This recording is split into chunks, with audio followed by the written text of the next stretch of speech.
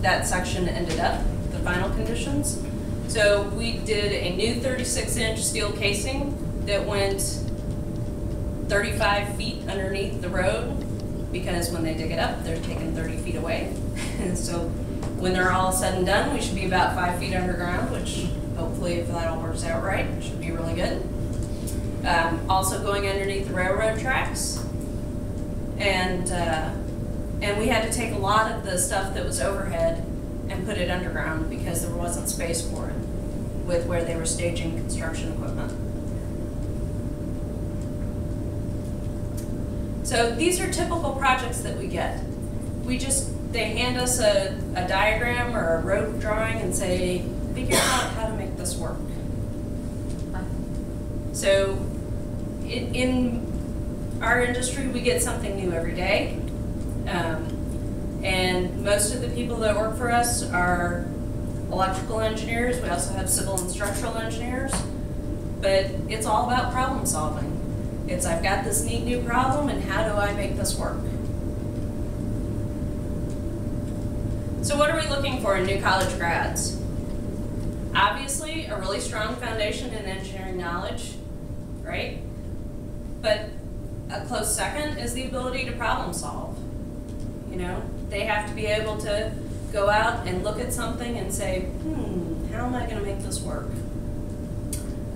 The ability to work independently and on a team. So I may have one electrical engineer on that project, and also a civil engineer and a structural engineer, and everybody's got to come together and figure out, you know, the structural engineer is going to do the casing, the electrical engineer is going to do all the circuits, the civil engineer is going to coordinate everything with the road and the train tracks.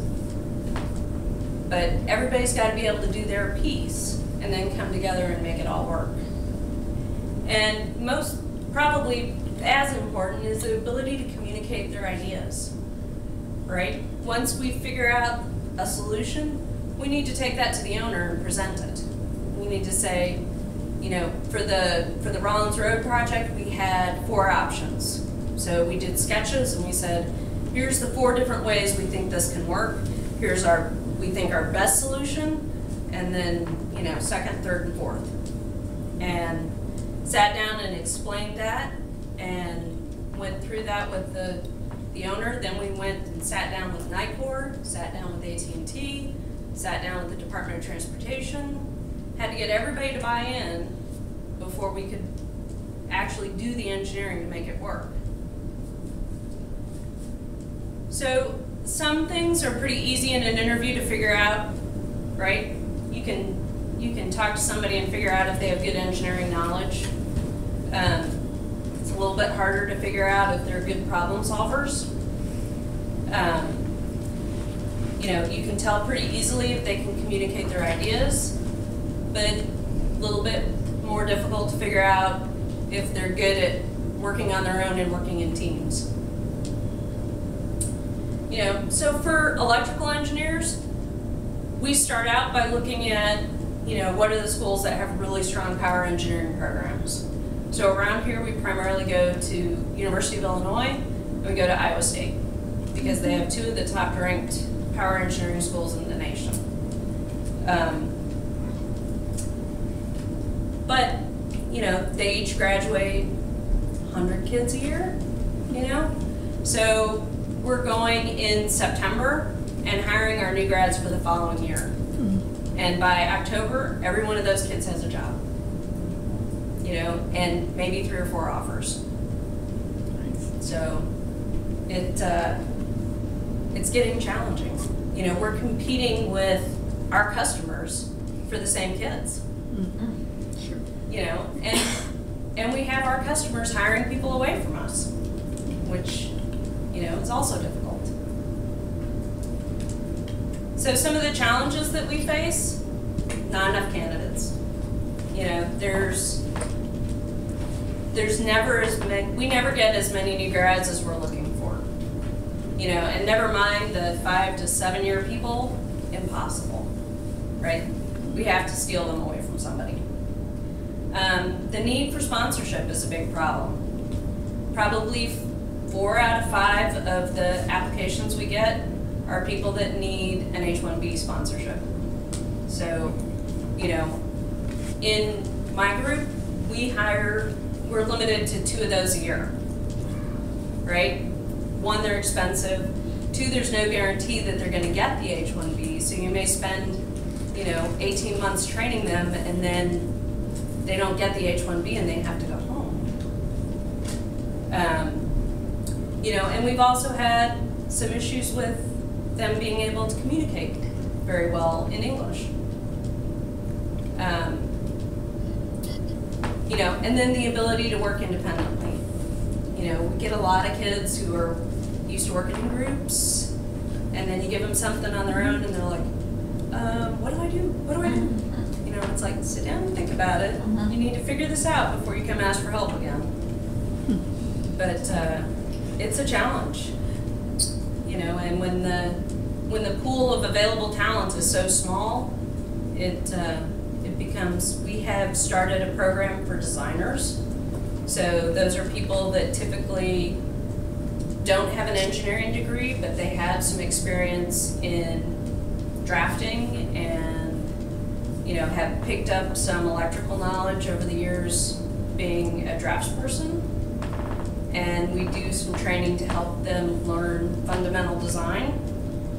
But it's a problem that's only gonna get worse. So we need more kids in engineering.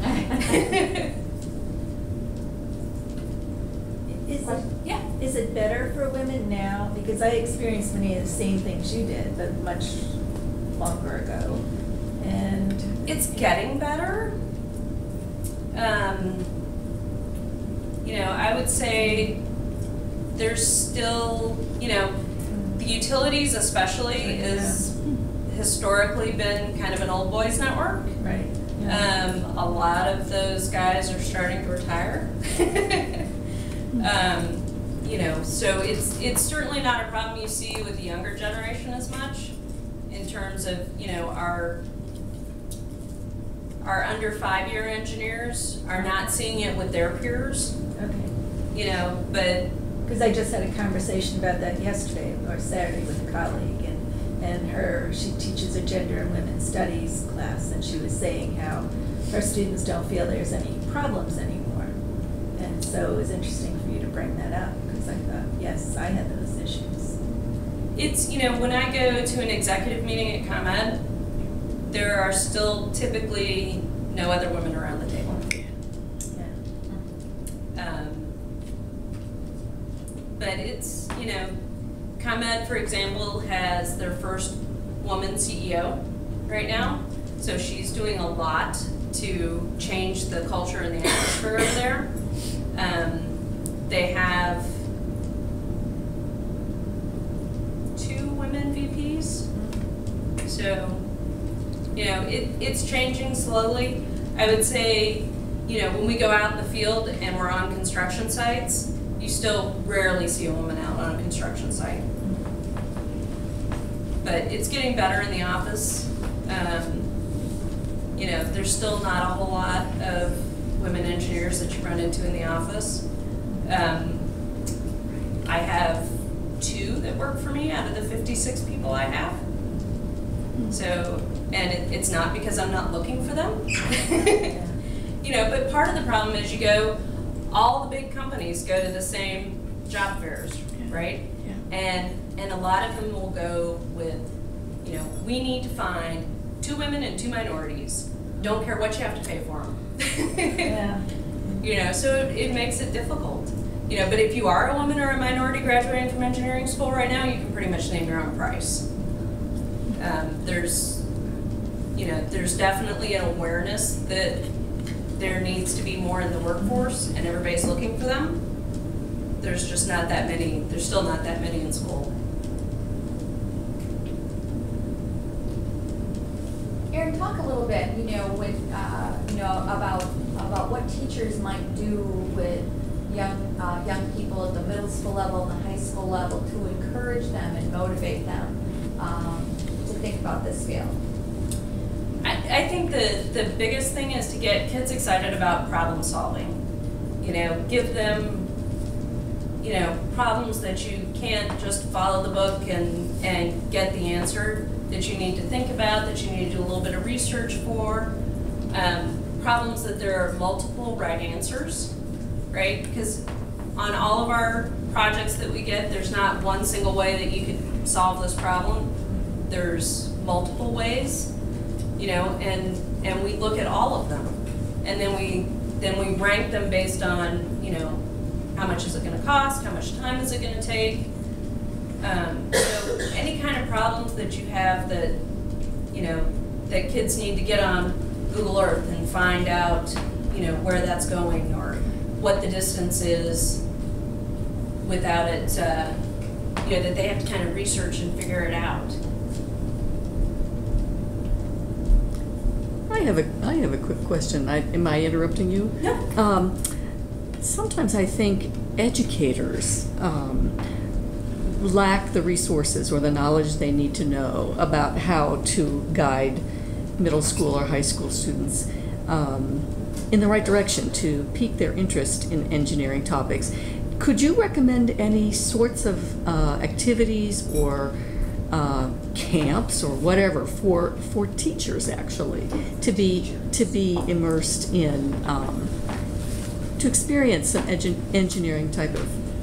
You know what, I think that Argonne and Fermi run a teachers camp in the summertime. But I think anything that, you know, that is hands-on, that kids can touch it and build it, or I remember when I was in high school, one of my favorite things we did in physics was build a bridge, right? We had to build a bridge out of toothpicks, and then your grade was determined by how much weight your bridge could hold, you know, which I thought was great. It's like, ooh, we're finally getting out of the book and we get to do something. So yeah, what I hear you saying is anything that has a design component to the problem-solving part of it, and that really wouldn't require special teaching knowledge other than a good knowledge of mathematics and good teaching practices. But I think anything that's, you know, Jen and I were talking earlier about the kids coming this summer, and we actually we do a program with ACE mentoring, which is architecture, construction, and engineering for high school kids in the city. And we have probably 5 or 6 different hands-on activities that we have that they have to, you know, build a sustainable house, and we give them, you know, you come in and you have a set of pieces that you get to work with to build this. And then once it's done, you know, we go through them with, you know, why is this sustainable? How would this work? How is that practical? But anything like that where they get to build something or design something and then figure out, you know, after it's done, how could we have made it better? What would we do next time to make this work better? Like There's reflection. some women graduates in California that designed a company, I think it's called Ruminators, and you construct a room and you do all the electrical work for it, and you can make there's interchangeable pieces to it, and that's, you know, supposedly something that's really geared for engineering. So it's another area. I love it. Ruminators. Yeah, I've got it on Facebook. But that's even a younger, it's more like 8 and 9-year-old, 8 to 10-year-old girls. Well, and I think there's a program in the city of Chicago called Girls for Science. And they take girls, I think 8 to 18, and they do some environmental engineering projects with them. One of the sponsors is Baxter Labs, so they take them out and do projects with them at Baxter Laboratories. But that program has a summer component that's all about getting girls interested in math and science. And we're going to run a math camp here this summer it's the end of July for girls going into 7th and 8th grade, doing a lot of different math activities with them. Yeah, you know, I think one of the problems with engineering is that, you know, if you ask a kid, you know, say an 8-year-old kid, what do doctors do? Most of them can probably tell you exactly, or, you know, roughly what a doctor does. If you ask those same kids, what does an engineer do? I don't know. You know, and part of that is that there's so many different things that engineers do that it's hard to have, you know, it's hard to have that one good definition of what is an engineer, because, you know, as a power engineer, I may design substations and transmission lines, but, you know, as an environmental engineer, you may be looking at wetlands and water flows. So there's just such a variety of things that you can do in engineering that it makes it hard to create that picture for kids of, you know, if you choose a career in this field, here's what you're going to be doing. You know, one of the things that I've always loved about engineering is I don't sit in the office all day, right? I have project visits some days, I'm out on construction sites, I'm taking field measurements, and then I come back to the office and, you know, I may do some design. You know, as a division manager, I also do marketing, business development, I write proposals, you know, which is one of my favorite things to do now, because as, you know, to write a proposal and price what it's going to take for us to do it, I've got to kind of figure out what the answer is ahead of time, or at least what I think the answer might be, to figure out, you know, is this a 50-hour job or is this a 2,000-hour job? So, but there's such a variety of things that you can do in engineering. I think that almost makes it more difficult. You know, just in our company, we have electrical engineers in my division that do power engineering for utilities. We have electrical engineers that design buildings, so they do lighting design, they do outlets, they do telecom and data. We have civil engineers that do site grading, that do wetlands, water storage. We have structural engineers that do bridge design, that do transmission towers for utilities, that do railroads. You know, we have mechanical engineers that do HVAC systems in buildings. We have mechanical engineers that go out and do commissioning of buildings, so they test those systems. You know, it's just, there's such a huge variety of things that you can do in engineering. You know, and that doesn't even touch the biomedical and all those other fields. So, and we have engineers that are very, very technical and sit on technical committees and write papers and, you know, do big time number crunching. And then we have engineers that are project managers and that manage people and resources and project budgets. You know, so there's the whole gamut from the very technical to the, you know, lightly technical.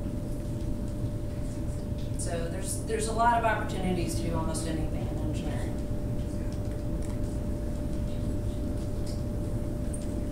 So that's really all I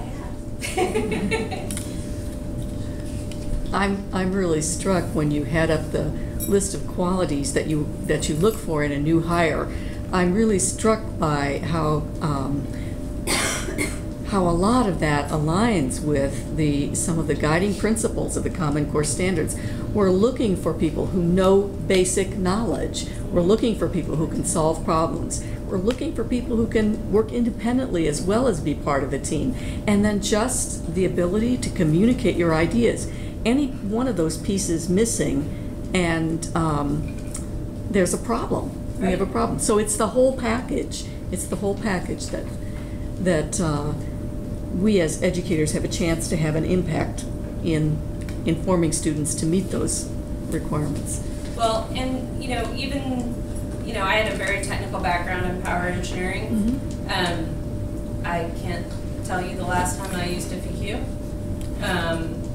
You know, a lot of what you learn in engineering are the fundamentals and how things work, but it's not necessarily that, you know, that you're going to be using Laplace transforms or differential equations or, you know, communications theory on a day-to-day basis. Because for the most part, when we design a substation or a transmission line, we're using